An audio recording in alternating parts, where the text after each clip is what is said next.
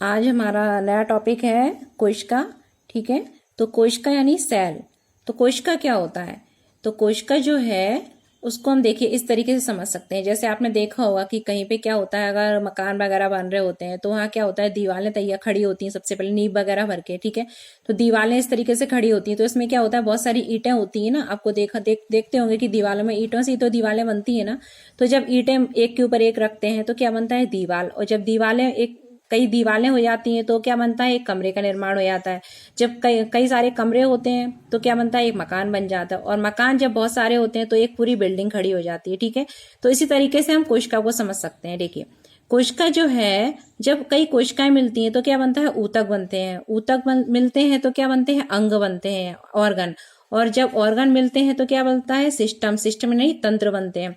और जब कई सारे सिस्टम मिल जाते हैं तो क्या बनता है, पूरी एक बॉडी यानी एक शरीर का निर्माण हो जाता है। ठीक है, जो कोशिका है, ठीक है, तो उसको हम क्या बोलते हैं, स्ट्रक्चर एंड फंक्शनल यूनिट बोलते हैं। मतलब हमारे शरीर की जो कोशिका है वो क्या है, संरचनात्मक और क्रियात्मक इकाई है। संरचनात्मक इकाई इसलिए है क्योंकि जो जीव है उसका निर्माण किससे हो रहा है, कोशिका से हो रहा है। अगर कोशिका नहीं होती तो ऊतक नहीं बनते, ऊतक नहीं बनते तो अंग नहीं होते, अंग नहीं होते तो सिस्टम नहीं बनता, और सिस्टम नहीं होता तो हम ही नहीं होते, हमारी बॉडी ही नहीं होती ना।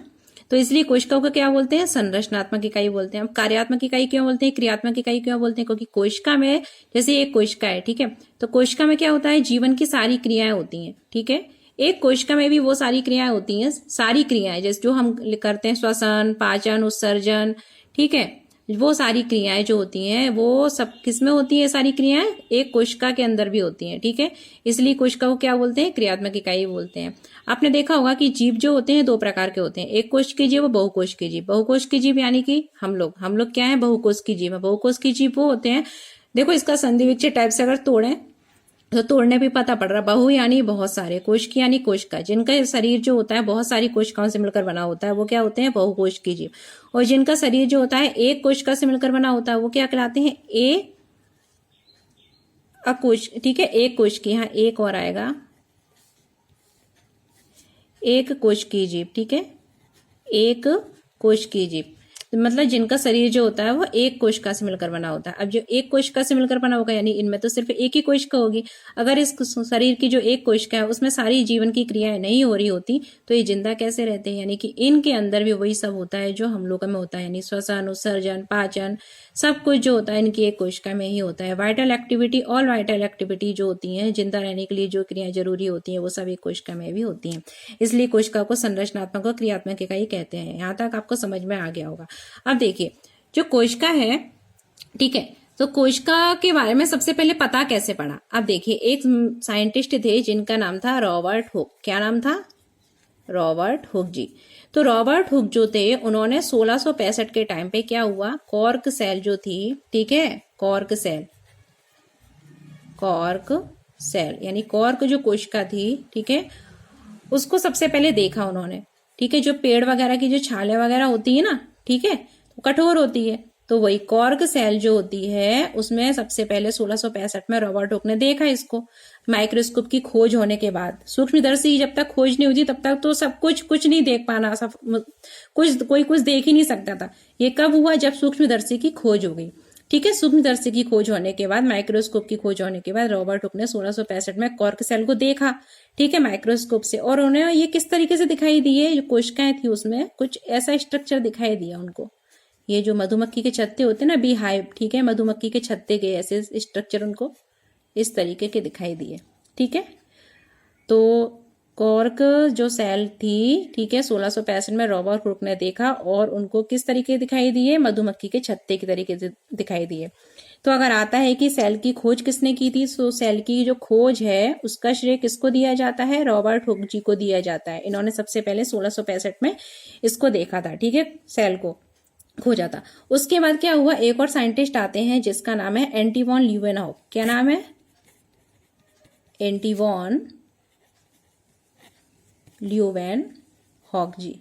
ठीक है, इन्होंने क्या करा, इन्होंने भी कोशिका को देखा, लेकिन इन्होंने कोशिका को कैसे देखा, इन्होंने कोशिका को अच्छे से डिटेल स्टडी करी और उसके अंदर जो पदार्थ होते हैं, जैसे ये कोशिका है, ठीक है, तो इन्होंने कोशिका को देखा और कोशिका के अंदर क्या है, संगठन, उसका जो पूरा संगठक है, ठीक है, उसकी स्टडी करी एंटीवॉन ल्यूवेनहॉक ने। ठीक है, तो इन्होंने कब करा था, इन्होंने करा था 1674 के टाइम, ठीक है। 1665 में इन्होंने इसको देखा सबसे पहले, और इसकी स्टडी वगैरह एंटोनी लियोनॉफ ने अच्छी तरीके से की, ठीक है।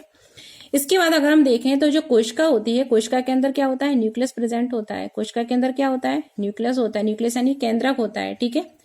तो केंद्रक की खोज किसने की थी? अब देखिए कोशिका की तो यहां तक आपको समझ में आ गई, ठीक है, कि कोशिका क्या है, उस स्ट्रक्चर फंक्शनल यूनिट है। जीवों का शरीर, जीव दो प्रकार के होते हैं, कोशिकीय, बहुकोशिकीय जीव कोशिका की संख्या के आधार पर, ठीक है।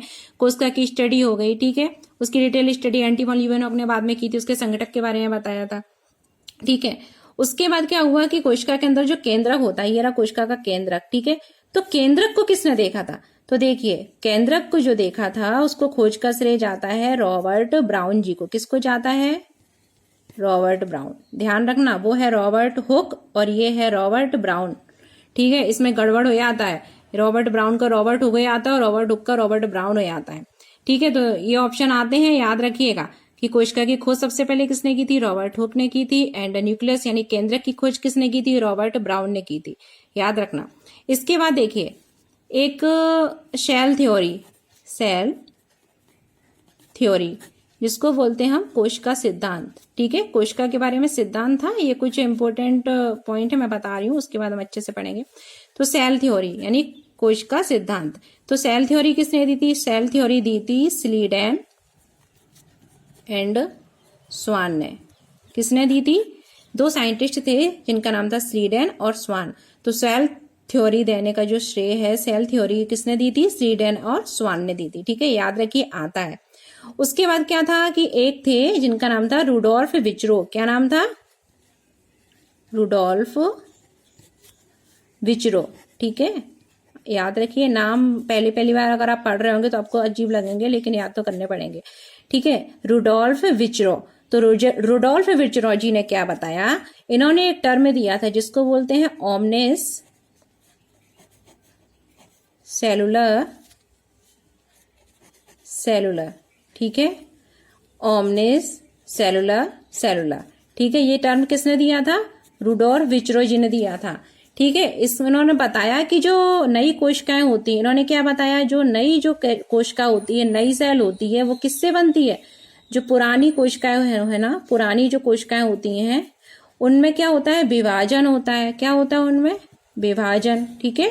और विभाजन के फलस्वरूप ही नई कोशिकाएं बनती हैं।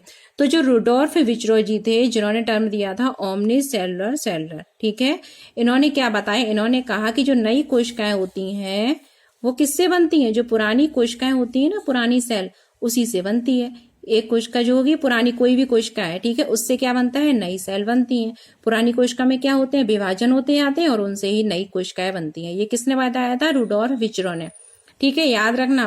उन्होंने क्या दिया था? ओमनिस सेलुलर, यानी कि नई कोशिकाएं पुरानी कोशिका में विभाजन से ही बनती हैं, ठीक है।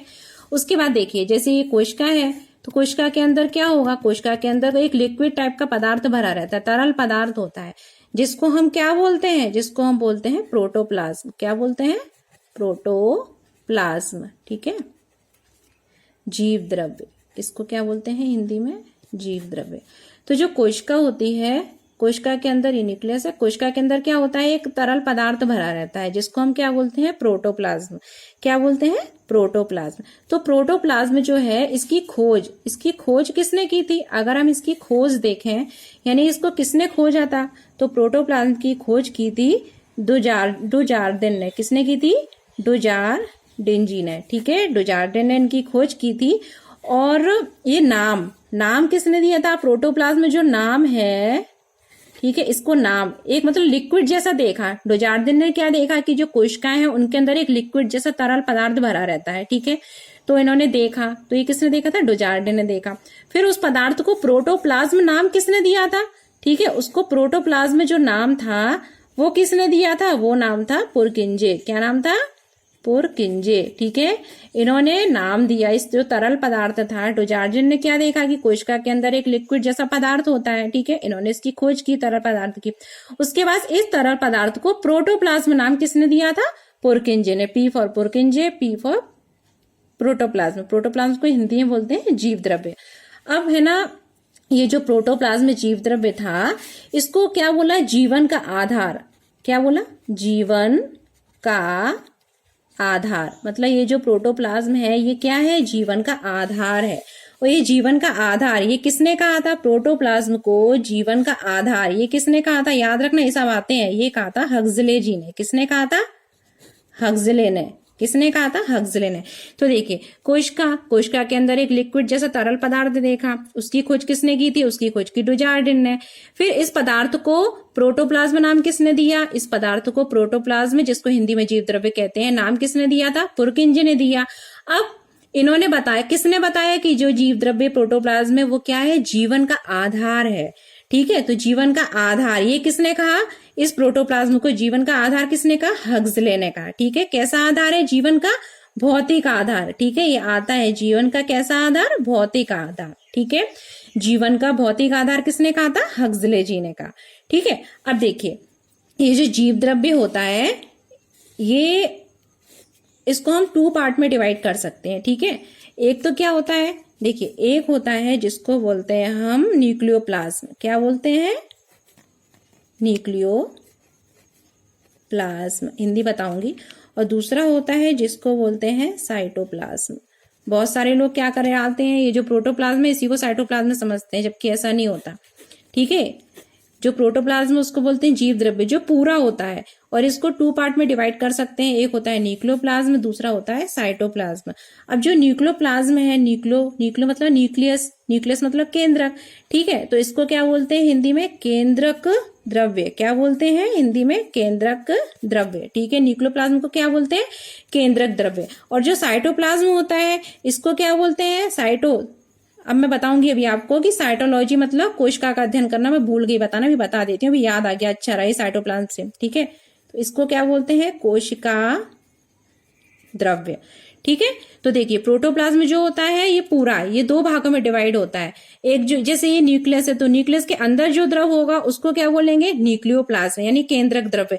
और न्यूक्लियस के बाहर वाला जो होता है उसको क्या बोलते हैं? साइटोप्लाज्म यानी कोशिका द्रव्य। ठीक है, अब देखिए, मैं एक चीज भूल गई थी बताना, अच्छा हुआ याद आ गया वो साइटोप्लाज्म से। जो कोशिका है, ठीक है, तो कोशिका की जो स्टडी वगैरह होती है, ठीक है, वो हम किस में करते हैं? विज्ञान की शाखा होती है जिसको बोलते हैं साइटोलॉजी। क्या बोलते हैं? साइटोलॉजी। ठीक है, तो साइटोलॉजी जो होती है इसमें हम क्या करते हैं? विज्ञान की वह शाखा है साइटोलॉजी जिसमें हम क्या करते हैं? एक तो कोशिका की स्टडी करते हैं, ठीक है, स्टडी ऑफ सेल, ठीक है, एंड कोशिका की स्टडी करते हैं। और कोशिका के अंदर जो ऑर्गन होते हैं, ठीक है, ऑर्गेनेल्स एंड सेल ऑर्गेनेल्स यानी कोशिका की अध्ययन करना, और ऑर्गेनेल्स यानी कोशिकीय अंग, कोशिका के अंदर जो अंग होंगे ना, कोशिकांग, उनकी अध्ययन करना। अभी मैं बताऊंगी अगले वीडियो में कि कौन कौन से कोशिकांग कोशिका में होते हैं। ठीक है, तो अभी आप यही याद रखिए कि साइटोलॉजी क्या होता है, इसमें हम स्टडी ऑफ सेल, कोशिका का अध्ययन करते हैं, और कोशिकांग यानी कोशिका के अंदर जो अंग उपस्थित होंगे उसका अध्ययन करते हैं। ठीक है, वो क्या कहलाता है? साइटोलॉजी। ठीक है, तो ये सब हो गया है इतना, तो आप अच्छे से इसको पढ़िए। समझ में नहीं आए तो 2-3 बार देखना, आ जाएगा। बाकी इसमें कुछ ऐसा है नहीं जो समझ में नहीं है। बाकी है ना, अगले वीडियो में मैं इसके बारे में सेल ऑर्गेनेल्स बताऊंगी। तब तक देखने के लिए धन्यवाद। देखते रहिए, शेयर करिए, लाइक करिए, सब्सक्राइब करिए।